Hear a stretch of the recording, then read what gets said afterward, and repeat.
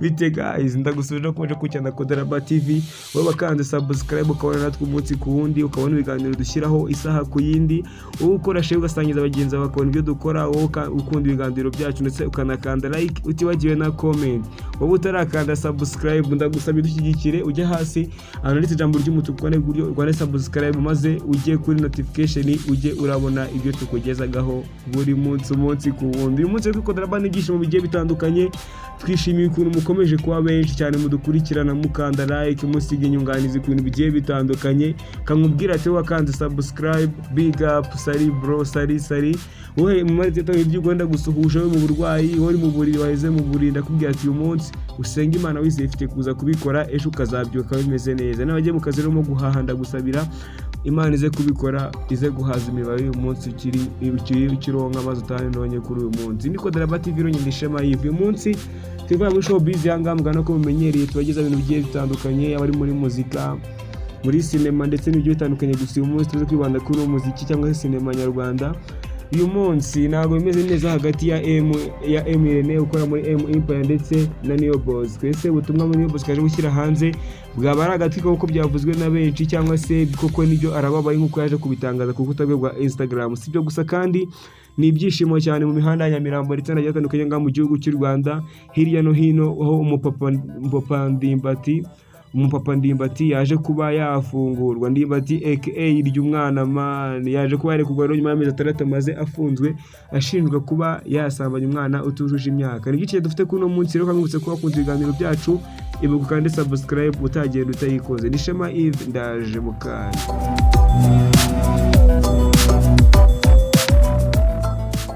Uko maze kubikubwira rero ni byinshi cyagiye bitangazwa kuri zino mbuga nkoranyambaga. Gusa uyu munsi kadutangira ngaho ku musore w'umunyarwanda w'umuririmbyi mu njyana ya R&B akaba yitwa Neo Bosco. Yuramenyekanye mu minsi yatambutse bitewe n'uko abana n'ubuvuga kuba atabona. Uyu yaje kuzamuka rero azamuwe n'umusore M Irene cyangwa se Mwenda Habirene ukora muri lebo ya MI Empire, akaba ari nawe yikuriye cyangwa se akaba ari nawe nyirayo. Gusa uyu Neo Bosco yaje kubarizwa kuva umuziki wo watangira ndetse kugeza n'uyu munsi, bivuze ko muri make iyo uvuze uyu musore Neo Bosco hahita haza mu mutwe wawe na M Irene, dore ko ari we watangiye umenyekanishiriza indirimbo ze, dore ko kuva mbere y'uko amenyekana cyane kugeza n'uyu munsi byose byagizwemo uruhare n'uyu musore Irene Mwenda Habi. Gusa uyu munsi byateye abantu benshi urujijo ubwo uyu musore Neo Bosco yajyaga kujya ku rubuga rwa Instagram we akandika amagambo arimo byo navuga amagambo arimo agahinda, cyangwa se amagambo wenda bavuga ko ari umuntu utishimye kukameye mu kuntu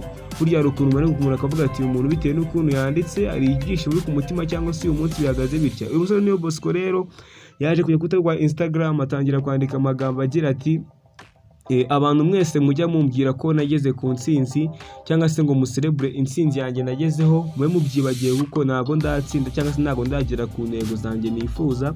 Akomeza agira ati sinumva ukuntu mbese mu gifu cyanjye harimo inzara cyangwa se ndimo ndastaragoringa nicwa n'inzara, nyamara hari benshi ndimo ndahahira cyangwa se ndimo ndagaburira barimo barakora bashyira ku mifuka yabo ndetse bakaba banuzuza indonyo bo bakironyera.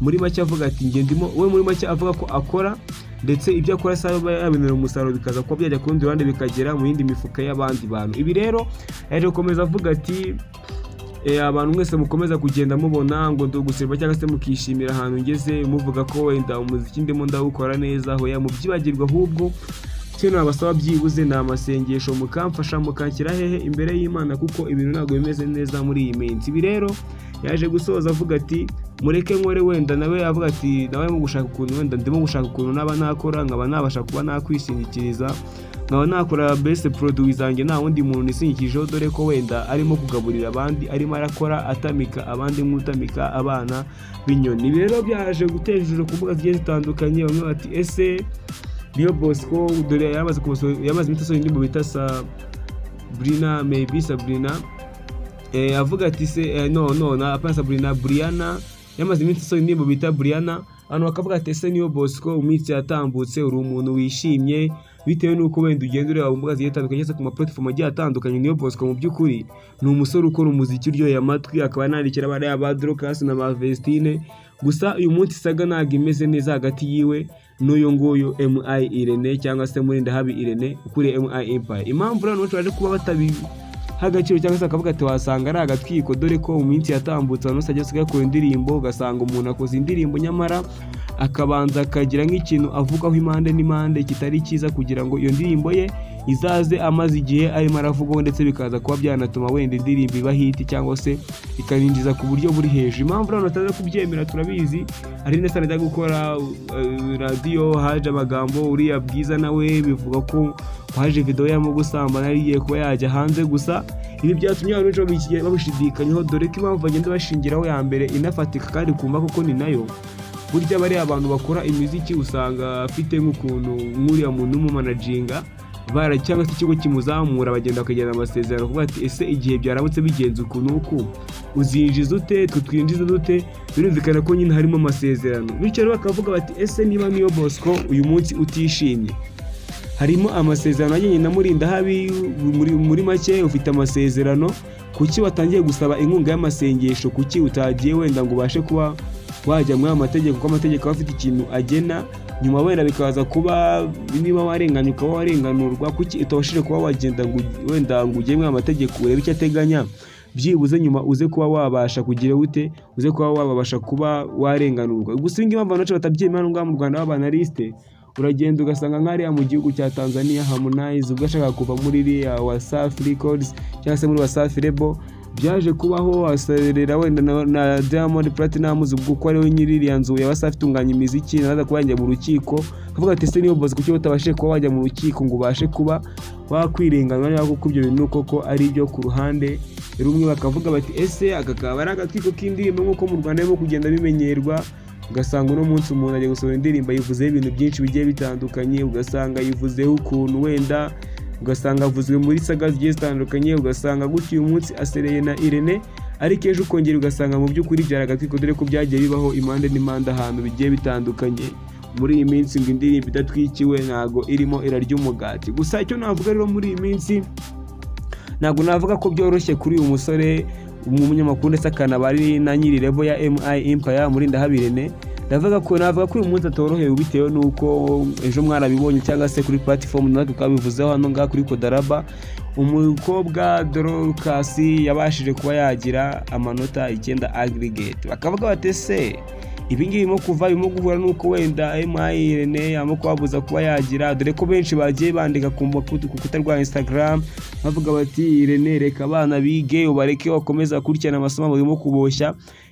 Byo navuga rero uyu munsi niba hajemo iyi saga ya wenda ya Dorcas akazamo n'ingiya Neo Bosco, gusa icyo navuga kuri Neo Bosco kwiyiretere yabashije kuba yakwandika nta muntu yigeze amentioninga. Ntago navuga ati yavuze M Irene cyangwa se sinavuga ati yavuze Murindahabi Irene, kuko we ibaruwa yanditse yavuze ati nirinze kugira umuntu mvugaho uyu munsi, gusa uwo bigenewe nawe ariyumva.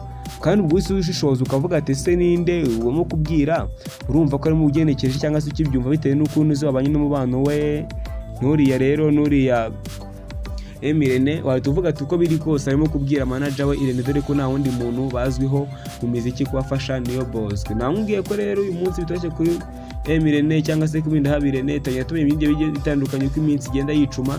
Ni namubwiye rero kuri uno musore cyangwa se kuri Neo Bosco ngo ko bidameze neza hano ngaha hagati y'umuziki wa Neo Bosco ndetse n'uyu mugabo MI Irene utorohewe muri iyi minsi.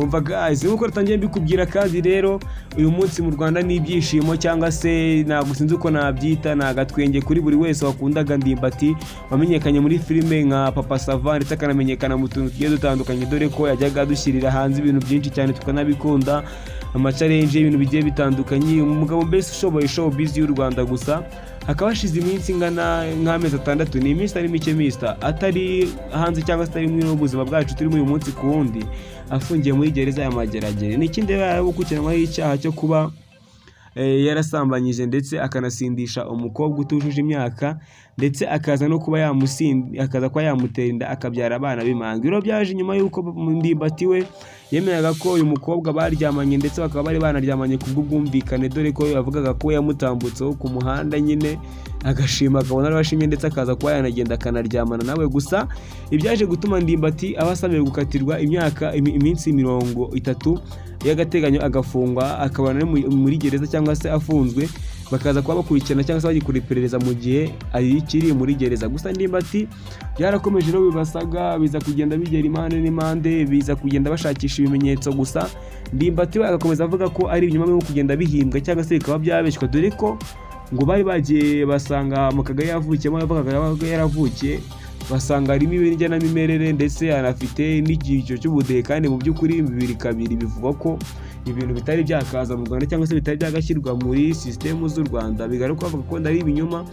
Uyu munsi rero ku itariki 29 nibwo inkuru yabaye kimomo ko umusore cyangwa se umugabo umunyarwenya Ndimbati yabashije kuba yasohoka. Byari ibyishimo rero agisohoka muri gereza yakino nagiye batandukanye mu mwakinana muri filime, nyuma za kuba yahura na ba Kiboke cyangwa se nagiye batandukanye, dore ko bose baje kumutegereza umunsi wo gusoma urubanza rwe, bikaza kurangira agize umwere agasohoka. Nuko umugoroba yaje gutambuka yari amanuka mu mihanda ya Nyamirambo, agezeyo akura umutwe mu modoka, abamotari bose bamukurikira bavuza amahone, ubona ko bishimye, mbese bose bamukuririmba Ndimbati, bamwe kuri ukiko barimo bararira.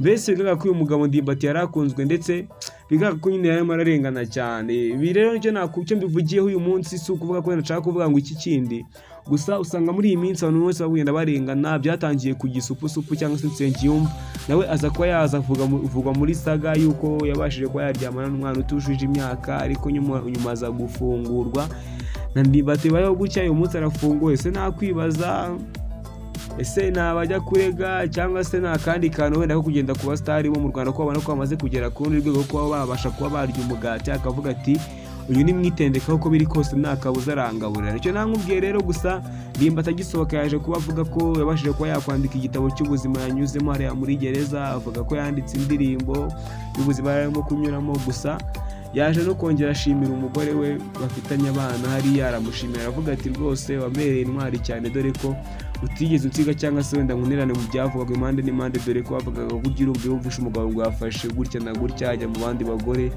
Ni ibintu bitashimisha mwese cyangwa se bitashoboka kuganira mwese. Gusa Ndimbati yaje kwakirirwa neza, aza kugenda umugore we amusaba imbabazi cyane, dore ko Ndimbati rwose akunzwe cyane. Gusa icyo nakubwira kuri Ndimbati nanone ngo yafunganywe discipline ikomeye cyane, ni umwe mu minsi yafunzwe, nyine yafunzwe nk'umugororwa muri make, yitwaye neza bikomeye cyane hari muri gereza ya Mageragere. Gusa uyu munsi icyo nakubwira cyo nuko nawe niba ukunda Ndimbati ari hanze, yaje rwose yagarutse, kankomeze mubwira ati komeza ujye imbere, ukomeze kuduha ibihangano, dore ko twari tunagukumbuye cyane.